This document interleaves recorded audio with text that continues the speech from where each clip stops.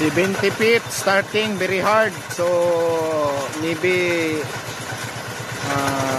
8 inches pa among napalubong gikan sa 70 feet. So ano, kanina pa yan, mga 30 minutes na, hindi pa rin bumabaon.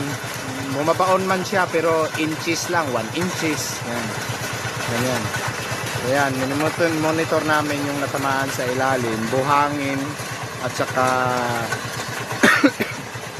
excuse me, white residue. White residue lang siya. I don't know kung white cement ba with buhangin, light brown. Ayan.